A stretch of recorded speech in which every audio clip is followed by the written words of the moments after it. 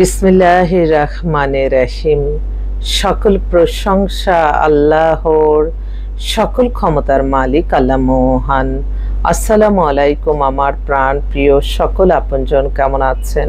আমি আপনাদেরই কান্তা আপা আবারও চলে আসলাম আপনাদের মাঝে। আল্লাহর নামে কাজ শুরু করিলাম। আমি আমার আল্লাহর ঘরে সালাম দোয়া পৌঁছে দিলাম। আমার প্রিয় নবীজি রওজা মোবারকে সালাম দোয়া পৌঁছে দিলাম। হযরত শাহজালাল শাহপরানে সালাম দোয়া পৌঁছে দিলাম।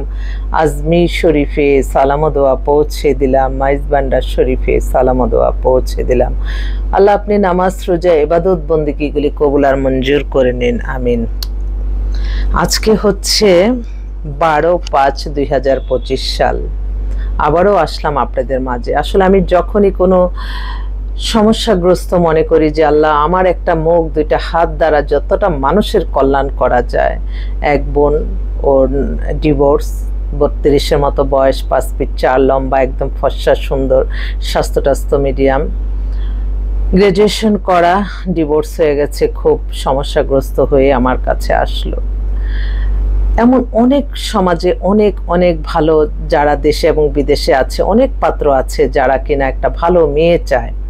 এবং এই আমি তো দেখতেছি যে মেয়েরা মানে অনেক সময় আমার খুবই কষ্ট লাগে, কোনো নারীর কাছে যদি আরেক নারী অত্যাচারিত হয়, আরেক নারী দ্বারা ক্ষতিগ্রস্ত হয়। মেয়েটা আমার কাছে আসছে কত আশা নিয়ে। আমি তো আমার লাইফে আমি তো দেখছি কোনো নারী কখনো কোনো বেহালালি যেটা গুনাহ হবে সে কাজ করতে চায় না। তারা বিবাহর বন্ধনে আবদ্ধ হয়ে তাদের জীবন মান পরিচালনা করতে চায়। তো আল্লাহ সেখানে রহমত বরকত দেয়। আমরা নারীরা সব জায়গায় দেখা যায় যে সমস্যাগ্রস্ত পড়ে যাই। আর যাদের কিনা বয়স ধরেন 18 থেকে 40-এর মধ্যে, সেই নারীরাই বেশি সমস্যাগ্রস্ত হচ্ছে। তো আমি সবার কাছে অনুরোধ করব, এই মেয়েটা খুব সমস্যাগ্রস্ত হয়ে আসছে আমার কাছে। আমাদের অনেক ভাইরা আছে বিদেশে থাকে বা দেশে থাকে, একটা ভালো মেয়ে দরকার, বাচ্চা কাচ্চা হবে, মেয়ের দেখতেও সুন্দর, স্মার্টও আছে, কিন্তু সে থাকার এখন আর জায়গা নেই, সে আমার কাছে এসে উঠছে। এখন আমি তো আমার যতটুকু পারি আমি জানি একটা নারীর কষ্ট, এবং আমি সেটা অনুধাবন করেই আমি তাদেরকে সহযোগিতা করতে চাই।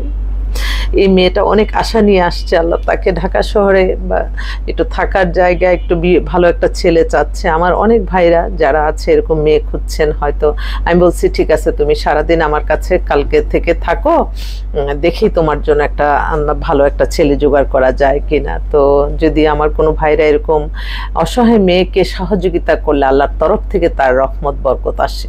সবসময় মনে করবেন জানমালের সদকা গরিব অসহায় মানুষকে, বিধবা ডিভোর্স মেয়েদেরকে যারা সহযোগিতা করবে আল্লাহর তরফ থেকে তার রহমত বরকত আসবে।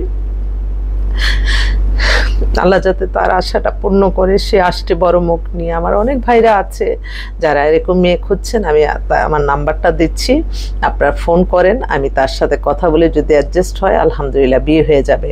আমি দায়িত্ব নিয়ে আপনাদেরকে বিয়ে শাদী ব্যবস্থা করে দিব। তো আমার হোয়াটসঅ্যাপ নাম্বারটা বলছি 019718600261। আর আমাদের কাছে তো অসংখ্য পাত্রপাত্রী আছে, বিশেষ করে পাত্রী কিছু আসছে যারা একটু সমস্যাগ্রস্ত হয়ে আসছে আমার বোনরা, তাদের জন্য আল্লাহ একটা ব্যবস্থা করে দেন। এবং আমার অনেক ভাইরাও আছে যারা কিনা একটু সমস্যাগ্রস্ত আছে, আল্লাহ তাদেরকেও আল্লাহ আপনি মিলিয়ে দেন।